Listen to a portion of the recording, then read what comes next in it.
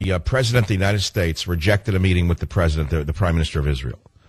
Today, your hero, Barack Hussein Obama, told Prime Minister Benjamin Netanyahu he will not meet with him during a UN conference in New York at the end of the month.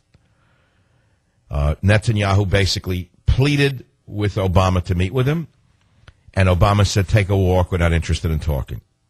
Take a walk. This is a new low in relations between Israel and America. This is the first time that Netanyahu will visit the U.S. as Prime Minister without meeting the President. This is the first time in history that a president has told Israel to drop dead. And yet, what shocks me is that liberal Democrats who happen to be of the Jewish faith or tradition or ethnicity will still vote for this administration. And that is because they have such hatred for Romney. They have such hatred because of racism towards Romney. I know that's a word you don't want to hear, but you don't want to accept it. You think racism only emanates from Caucasians outward. You don't understand that racism is inherent in every race and in every religion on this planet. What you got to do is visit the world to know it. I mean, you don't have to be a genius to know that. And because of racism towards people who look like Romney, talk like Romney, walk like Romney, people who should know better because of history, because of the Holocaust, will vote for Obama anyway because they have racism towards Romney.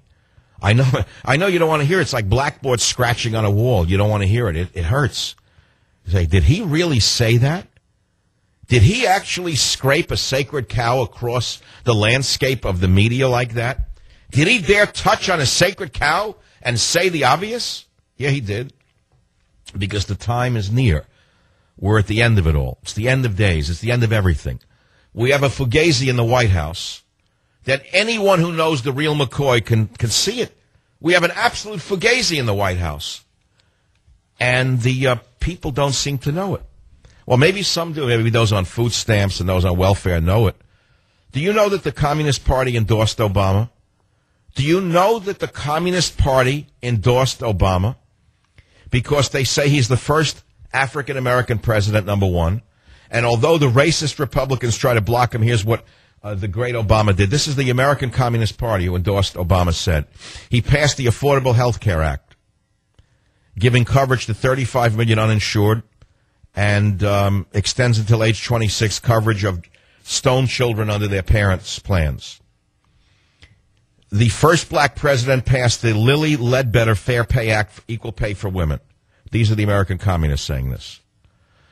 The communists say that Obama stabilized the economy with a $1 trillion stimulus program.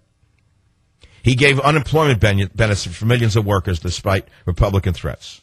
He appointed 2 unqualified women to the U.S. Supreme Court, including the first Latina woman who support the rights of working people.